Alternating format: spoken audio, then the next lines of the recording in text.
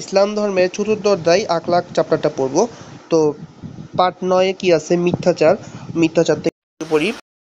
প্রকৃত ঘটনা বা অবস্থাকে বিকৃত করে পরিবেশন করাকে কি বলে? মিথ্যাচার বলে। যে মিথ্যা কথা বলে তাকে কি বলা হয়? মিথ্যাবাদী বলা হয়। মিথ্যা পাপের দিকে নিয়ে যায়, আর পাপ নিয়ে যায় কোথায়? জাহান্নামের দিকে। আর তোমরা অবশ্যই মিথ্যা বলা থেকে বিরত থাকবে, কেননা মিথ্যা পাপ কাজের দিকে ধাবিত করে, আর পাপ কাজ জাহান্নামের পথে ধাবিত করে। এই কথা কে বলেছেন?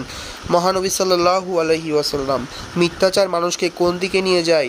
অন্যায়ের দিকে নিয়ে যায়। সকল পাপের মূল কোনটি? মিথ্যাচার। কোনটি মানুষকে ধ্বংস করে এবং এক ভয়াবহ পরিণতির দিকে ঠেলে দেয়? মিথ্যা। জৈনক ব্যক্তি কোনটি পরিত্যাগ করার কারণে পাপাচার ত্যাগ করতে সক্ষম হয়েছিলেন? মিথ্যা বলা।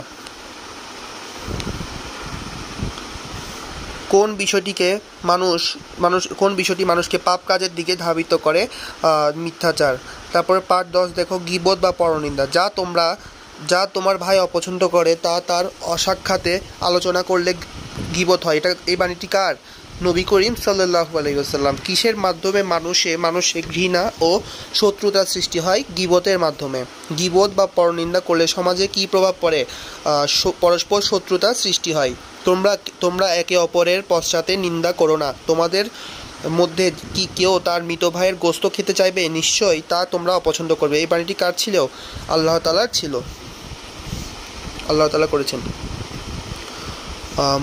মনে করো আসিফ তোমার কাছে গীবত করলো, তারপর তুমি প্রতিবাদ করলে না, অতএব তুমি কি হবে? তুমিও দোষী হবে। প্রত্যেক মুসলমানের ধন, প্রাণ ও সম্মান অন্য মুসলমানের কাছে আমানত। পিতামাতাকে গালি দেওয়া মহাপাপ। এই বাণীটি কার? এই বাণীটি হচ্ছে নবী করিম সাল্লাল্লাহু আলাইহি ওয়াসাল্লামের। অন্যের পিতামাতাকে গালি দেওয়ার অর্থ কি? নিজের পিতামাতাকে গালি দেওয়া। যাবতীয় নেশার বস্তু হারাম। কে বলেছেন? নবী করিম সাল্লাল্লাহু আলাইহি ওয়াসাল্লাম। যুব সমাজকে ধ্বংস করার মোক্ষম হাতিয়ার কি? মাদকাসক্তি। নিশ্চয়ই অপব্যয়কারীরা শয়তানের ভাই। কথাটি কে বলেছেন? আল্লাহ তাআলা বলেছেন। অপব্যয়কারীরা কি? শয়তানের ভাই। অপব্যয়কারীকে আল্লাহ ভালোবাসে না। এই বাণীটি আল্লাহ তাআলার। তারপরে মুখে দুর্গন্ধ নিয়ে যেন কেউ মসজিদে না যায়। এই উক্তিটি কে বলেছেন? মহানবী সাল্লাল্লাহু আলাইহি ওয়াসাল্লাম। ধূমপানে কোন জাতীয় বিষ থাকে? নিকোটিন জাতীয়। যা জ্ঞান বুদ্ধি লোপ করে দেয় তা মাদকাদ্রব্য। এই উক্তিটি কে করেছেন? মহানবী সাল্লাল্লাহু আলাইহি ওয়াসাল্লাম। মাদকদ্রব্য কোনগুলো? মদ, হিরোইন, প্যাথেড্রিন, ফেন্সিডিল।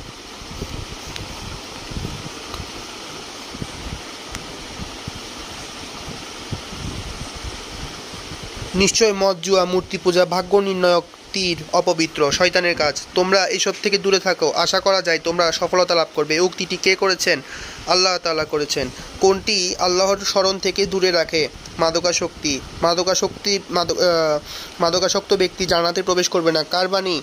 রাসূল সাল্লাল্লাহু আলাইহি ওয়াসাল্লামের। মাদকাসক্ত ব্যক্তি কোন কোন রোগে আক্রান্ত হয়? অপুষ্টি, লিভার, কিডনি নষ্ট, ওজন কমে যাওয়া, যক্ষ্মা। নেশা জাতীয় দ্রব্য, যে কোনো দ্রব্য, মদ আর যাবতীয় মদই হারাম। এটি কোন গ্রন্থের হাদিস? মুসলিম শরীফের। তারপর হচ্ছে এই উদ্দীপকটা পরে আনসার বের করতে পারবা। কি বলছে? শরীফ বন্ধু বান্ধবের সংস্পর্শে মিশে মাদকাসক্ত হয়ে ধীরে ধীরে পরিবার ও সমাজ থেকে বিচ্ছিন্ন পড়ে। এখানে মাদকাসক্ত ব্যক্তিরা কোন ব্যাপারে উদাসীন থাকে বলতো? নামাজ, যাবতীয় ইবাদতের ব্যাপারে, রোজা। উপরে সবগুলোই সঠিক। আনসার হচ্ছে তিনটাই। মাদকাসক্ত ব্যক্তিরা জান্নাতে প্রবেশ করবে না, এটা ভুল। জান্নাতে প্রবেশ করবে না, এটা ঠিক আছে। তারপর হচ্ছে বেহেশতবাসী হবেন না, এটা ভুল। তাহলে আনসার হচ্ছে 2। তারপর আমরা সংক্ষিপ্ত প্রশ্ন যদি পড়ি, সংক্ষিপ্ত প্রশ্ন দেখো, মিথ্যাচারের পরিচয় দাও। মিথ্যা সকল পাপ কাজের জননী। প্রকৃত অবস্থা বা ঘটনাকে বিকৃত করে পরিবেশন করাকে মিথ্যাচার বলে। যে ব্যক্তি মিথ্যা কথা বলে বা প্রকৃত ঘটনার বিকৃতি ঘটায় তাকে মিথ্যাবাদী বলে। মিথ্যাচারের কুফল সম্পর্কে সংক্ষেপে লিখো। মিথ্যা একটি জঘন্যতম অপরাধ। এটি সকল পাপ কাজের মূল। মিথ্যা থেকে পাপ কাজের সূচনা হয়। প্রতারণা, প্রবঞ্চনা, অন্যের মাল অপহরণ ও সকল অনৈতিক ও সমাজবিরোধী কর্মের মূলে রয়েছে মিথ্যাচার। যে সমাজে মিথ্যাচার বৃদ্ধি পায় সে সমাজ ক্রমে ক্রমে ধ্বংসের দিকে অগ্রসর হয়।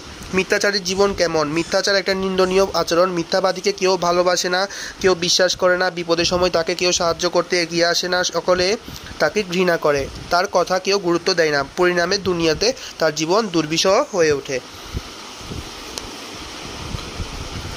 মিথ্যা সম্পর্কে হাদিসে কি বলা হয়েছে? মিথ্যা একটি নিন্দনীয় আচরণ। মিথ্যাচারের সম্পর্কে মহানবী সাল্লাল্লাহু আলাইহি ওয়াসাল্লাম বলেন, আর তোমরা অবশ্যই মিথ্যা বলা থেকে বিরত থাকবে, কেননা মিথ্যা পাপ কাজের দিকে ধাবিত করে, আর পাপ কাজ জাহান্নামের পথে ধাবিত করে। গীবত বা পরনিন্দা। গীবত সম্পর্কে ধারণা দাও।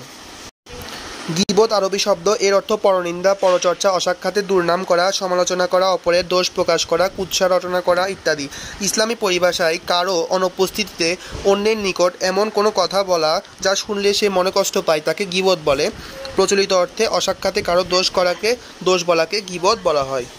পবিত্র কোরআনে গীবত করাকে কিসের সাথে তুলনা করা হয়েছে? পবিত্র কুরআনুল কারীমে গীবত করাকে মৃত ভাইয়ের গোশত খাওয়ার সাথে তুলনা করা হয়েছে। আল্লাহর বাণী, তোমরা একে অপরের পশ্চাতে নিন্দা করো না। তোমাদের মধ্যে কি কেউ মৃত ভাইয়ের গোশত খেতে চাইবে? নিশ্চয়ই তা তোমরা অপছন্দ করবে। সূরা আল হুজরাত 12। তারপরে দেখো গীবত কেমন অপরাধ। গীবত ব্যভিচার থেকেও অধিকতর অপরাধ। রাসূল সাল্লাল্লাহু আলাইহি ওয়াসাল্লাম বলেছেন, গীবত বা পরনিন্দা ব্যভিচার অপেক্ষা গুরুতর অপরাধ। আল মুজাম্মাল আওসাত। তারপরে পার্ট 11। গালি দেওয়া বলতে কি বোঝায়? কাউকে মন্দ নামে ডাকা, মন্দ কথা বলা, তিরস্কার করা, অশালীন বা অশ্লীল কথা বলা হলো গালি দেওয়া। কারো সম্পর্কে এরূপ বাক্য ব্যবহার করা যাতে তার হীনতা ও ঘৃণা প্রকাশ পায়, তাও গালি স্বরূপ। তারপর গালি দেওয়া কেমন কাজ? কাউকে গালি দেওয়া বা মন্দ নামে ডাকা নিন্দনীয় কাজ। পবিত্র কোরআনে এ সম্পর্কে বলা হয়েছে, ইমানের পর মন্দ ডাকা গর্হিত কাজ। সূরা আল হুজরাত 11। গালমন্দ কাকে বলে? গালমন্দ থেকে আমরা কিভাবে বিরত থাকব? হাদিস থেকে এটাই প্রমাণিত হয় যে অন্যের পিতামাতাকে গালি দেওয়া মানে নিজের পিতামাতাকে গালি দেওয়া। সমাজ গালিমুক্ত করতে গালির উপর উত্তরে গালি দিব না, এতে গালমন্দকারী লজ্জিত ও অনুতপ্ত হবে। গালমন্দ ভালো কাজ নয়। গালমন্দের ন্যায় অশালীন কাজ হতে আমরা বিরত থাকব। তারপর হচ্ছে ধূমপান ও মাদকাসক্তি, পার্ট 12। নেশাজাতীয় দ্রব্য বিষয়ে রাসূল সাল্লাল্লাহু আলাইহি ওয়াসাল্লাম কি বলেছেন? মাদকাসক্তি ও ধূমপান মানুষের জন্য ক্ষতিকর। এগুলো নেশাজাতীয় দ্রব্য, তাই এগুলো নিষিদ্ধ। এই প্রসঙ্গে রাসূল সাল্লাল্লাহু আলাইহি ওয়াসাল্লাম বলেছেন, নেশাজাতীয় যে কোনো দ্রব্য, মদ আর যাবতীয় মদই হারাম। ধূমপানে মানুষ কী রূপে ক্ষতি হয়? ধূমপানে মানুষের ক্ষতি হয়। মানুষের ক্ষতিকর বদভ্যাসগুলোর মধ্যে ধূমপান অন্যতম। হুক্কা, বিড়ি, চুরুট, সিগারেট ধূমপানের মধ্যে, এতে কোনো যেমন শারীরিক ক্ষতি হয় তেমনই অর্থেরও অপচয় হয়। ধূমপানের কারণে মানুষের শরীরে কী অসুবিধা হয়? ধূমপানের ফলে মানুষের শরীরে নানা রকম অসুবিধার সৃষ্টি হয়, যেমন নিউমোনিয়া, শ্বাসকষ্ট, ব্রঙ্কাইটিস, যক্ষ্মা, ফুসফুসের ক্যান্সার, গ্যাস্ট্রিক, ক্ষুধামন্দা, হৃদরোগ প্রভৃতি। ধূমপানের পরিবেশকে নষ্ট করে। মাদকাসক্তির পরিচয় দাও। সাধারণত যেসব খাদ্যবস্তু বা পানীয় মস্তিষ্কে বিকৃতি ঘটায়, জ্ঞান বুদ্ধি লোপ করে দেয়, দেহ ও মনে বিরূপ প্রতিক্রিয়া সৃষ্টি করে, সেগুলো গ্রহণ করাকে মাদকাসক্তি বলে। তারপর 36 নম্বর দেখো, মাদকদ্রব্যের কুফল লেখো। মাদকদ্রব্যের কুফল মানব জীবনে মারাত্মক বিপজ্জনক। মাদকদ্রব্যের ক্ষতিকর দিক খুবই সুদূর ও বিস্তৃত, সর্বগ্রাসী। এ নেশার ফলে ব্যক্তি চুরি, ডাকাতি, ছিনতাই, মারামারি, হত্যাসহ নানা প্রকার ও সামাজিক অপরাধে জড়িয়ে পড়ে। এছাড়াও মাদকাসক্ত ব্যক্তি অপুষ্টি, রুচিহীনতা, শারীরিক শীর্ণতা, লিভার ও কিডনি নষ্ট, ওজন কমে যাওয়া, শ্বাসনালীর ক্ষতি প্রভৃতি সমস্যায় ভোগে। কফ, কাশি, যক্ষ্মা ইত্যাদি রোগে দ্রুত আক্রান্ত হয়। তাহলে এগুলো হচ্ছে সংক্ষিপ্ত প্রশ্ন এই কয়েকটা পার্ট থেকে, আশা করি এখান থেকে আসবে। আর সৃজনশীলগুলো হচ্ছে মিক্স করা। আখলাকে জামিমা সৃজনশীলগুলো লাস্টের দিকে আছে, মিথ্যাচার মানে খারাপ গুণগুলো আর কি। তো সেগুলো নিয়ে আমরা একটু পরে ক্লাসে আলোচনা করব। তারপর হচ্ছে এখানে জ্ঞানমূলক প্রশ্নগুলো আছে, এগুলো পড়তে হবে, যেগুলো পাঠে আছে আর কি।